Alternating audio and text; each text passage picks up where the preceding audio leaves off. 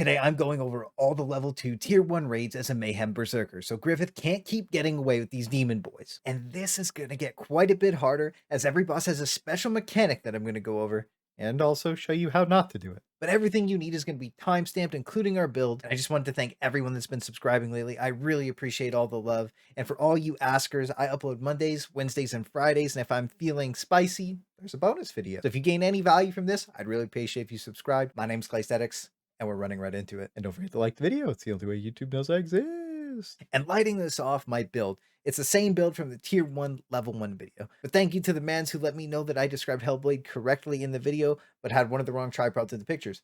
That's been fixed. I appreciate the help. So again, if you didn't watch that video, make sure you do. It's going to explain all of our combos and show you how to use every ability to min-max your DPS. One of the only things I didn't talk about was how to counter the bosses with Chainsword. No, that accidental counter, dude? Dude, yeah, it was. How did you know?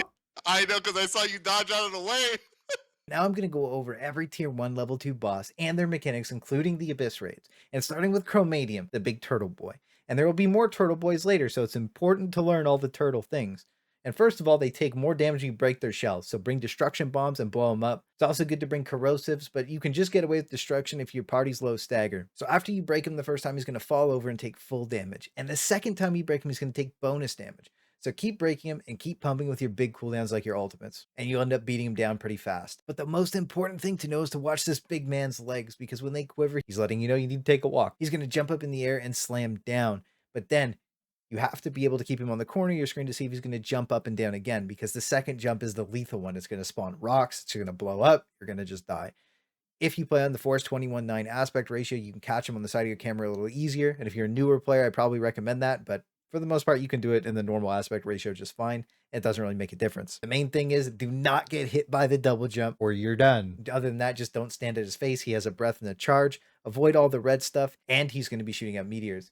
Whenever there's a blue one, it's going to kite towards somebody. You just have to walk it out of the group. So just avoid the red and easy kill. But now our second boss, and he's a spicy boy, Nakra-san. And honestly, he's one of the most annoying toxic bosses to fight in the entire game, but there's a way to fix that. The man's got a weak tail, and we're going to use consumables to get him there. So again, destruction bombs on everyone, and you're going to knock him down really fast. But after he falls down and you see that tail light up, you got to cut it off. You can corrosive to get the bonus.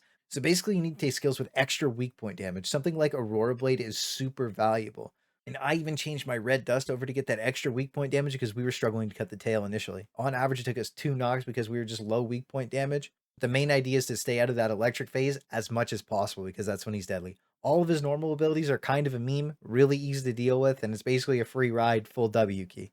But after he charges up, he's like that guy that's GAB'd out at the gym. He's just looking ridiculous and screaming all the time. It's not the vibe. He's going to be shooting electricity out of his tail. Just run in a straight line. Try not to hit a teammate with it. If he hits you, he's going to stab you and he's going to slam you around. If your party can't break you out, you're just going to die. When he jumps, you get electrocuted. Probably going to stab you. Same thing. You're going to die. And then he's going to shoot this AoE circle down on the ground. You got to kite it out of the group.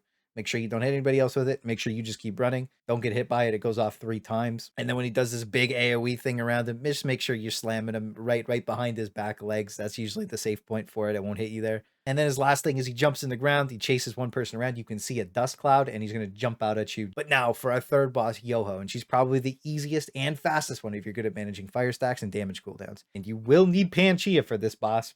Make sure it's on your bar. You're going to need to cleanse fire stacks. That's going to be your main death on this fight, so it'll help you a lot. She doesn't have a lot of crazy high damage moves. She just has a lot of fast moves that build that fire up on you. And the best way to actually kill her is to get lit on good fire. I know it contradicts itself. Just live with it. She does a fire AoE thing with spinny orbs, and when it pops up, the person with the lowest HP gets a fat damage buff. And guess what? Since you're a Mayhem Berserker, you're always going to be the lowest. Or at least you'd hope so. You can also stand under fire breath, but just make sure you dip your toes in it for a second. Don't get caught up on some Fox Mommy fantasy weird shit, okay? One quick dip, back out, get your damage buff.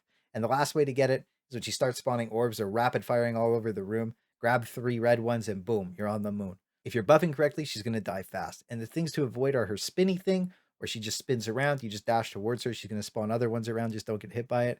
And she has a triple jump like the doggo, just run away, you'll be fine. But don't stand in any red as per usual because you can get lit on bad fire. But you want to be on good fire. I really don't know the difference anymore. You just need to kill the boss. And number 4, Titalos. And I wish I was joking when I said this guy is just pure toxicity to fight on curve. And while he does only 4 things, they're all insanely hard to deal with if you aren't ready for them. So bring some Panchaea to cleanse just in case you make a mistake, but we're going to run down the most important thing about him. the stupid circles. They only target 2 people and you both need to kite them. So they only slightly overlap in the middle. I know you can do it, but some other people can't. So if you notice you got a special pumpkin in your group, just dip in for 1 second as soon as he starts doing the slam thing. That way you can start your debuff and jump in it and get frozen just in time so you don't get one-shotted. And to know when he's going to start channeling the one-shot, he's going to do this big slamming earthquake move, and then he's going to cast 3 random attacks. After those 3 attacks, he's going to start the massive AoE one-shot mechanic. So count 3 attacks after he slams, and then get ready to freeze yourselves in the circle. Or else you're just going to die in that one hit. But if you make a mistake and get frozen early, which will happen the first couple times you do it, and if people don't know how to kite the things around, just rope out or take those blue arrows off of the platform. As soon as you're on a different level or a different space from him, it actually won't hit you, and it'll stop you from enraging the boss and getting one-shotted. Because if the boss kills somebody with this, he's going to enrage, he's going to go sicko mode, and he's just way harder to deal with, and that's already not fun. But once you get used to doing this mechanic, you'll actually kill him pretty fast. He gets pretty easy after everybody understands how to get frozen correctly. But as the fight progresses, you need to watch his charge, just get out of the way. You can actually counter it with chainsword if you're gaming, and his last 2 things are really just the fire waves and then these silence circles. If you get hit by one, it's going to silence you for a long time. But the main way you deal with it is just stand in it, because if you don't, it's going to spawn these little orbs. And if you're not paying attention to them, well, you die. So after all that, getting through all those different mechanics, you're actually going to just blast through this boss. You can proc those orbs and roll away from them if you're paying attention to them. But if you're like me, you're kind of just W-keying the boss, and that doesn't really work out most of the time. So I really do recommend you gear check or just like buy a gold carry through this boss. It's the best way to go about it. He's just honestly not fun to fight. But if you want to learn, then go ahead. But now for our Abyss raids, starting with Phantom Palace, we have the Halls of the Twisting Warlord, the Rook and the Bishop. We actually just W-keyed this one because we gear checked him. And just make sure you kill them both at the same time so they don't like enrage, I guess, because this guy got big and started pumping. The rock dude's going to shoot a big thing, and the person without a circle just kind of kites it to the bishop and shoots it through him, interrupting his channel. The pieces that spawn around can't actually block it, so just break those too, and that's really the entire fight, just like dodge other random stuff. And now for the Phantom Legion King, and he only has one really big mechanic, and it's these swords that spawn, and he's going to be teleporting to the middle of the room, and he has a break bar that you need to absolutely pump through. But you can only break one sword at a time. So you want your highest dagger to eat their sword first and run straight to the middle. You want your other 3 to slowly rotate in as well. If you have a warlord, it's like the perfect thing for it because he can break the bar by himself. But realistically, it's pop 1 sword, wait 2 seconds, pop another sword, and slowly get people in. That's how long the debuff lasts. If you pop 2 at the same time or during the debuff, you just automatically die. And that is actually this guy's only thing. If you can get through that, you can absolutely destroy him because everything else is negligible and is really just dodge more red stuff. Again, I recommend that 1 to 4 party order unless you have that high stagger person. But now for our final tier 1 raid, Hildebrandt Palace, and we've got our Queen of Mirrors. She's going to spawn a wall of death that one-shots you, and the way to deal with it is you just click one of the mirrors and you try to port to the other side of it. But if you click the wrong one, you die. The only mirror in the entire room that you never click is purple. It ports you into the middle, automatically kills you. Just find 2 colors on the opposite side that match, pour it over, and you'll be perfectly fine. Again, she's just a W key boss with like minor glyphs that just don't really make a difference. But now for the last boss of level 2 tier 1, Belshazzar. Lost Ark's real demon waifu, and she does a ton of shit, but just starting with P1, she's just going to drop a ton of boulders. The only thing to really do here is just avoid the boulders, move around, and you should end up being fine. If you do get pushed into the spinny dudes at the end, you're probably dead. But again, nothing too crazy on this one. As soon as we beat her on this platform, it's going to let us spam respawn and deal with the next platform because you might wipe a few times. The biggest part of this is at 34 and 26 HP bars. You need a ton of stagger to break this massive shield. You have to do this or she's just going to wipe you every single time. You really need to save skills up around those marks to make sure that you can break her. And then the second big important thing is somebody's going to get these 3 things above their head. They're like red orbs or whatever. You just need to point beams at them, and one person might have to face their back towards them to shoot it. Whatever way it works out, you have to remove the 3 orbs from them. They're going to drop a giant meteor, and you're all going to run out of the meteor. The big problem you're going to run into is that later on in the fight, there's not a lot of room, but we made it work anyways. Just DPS check it.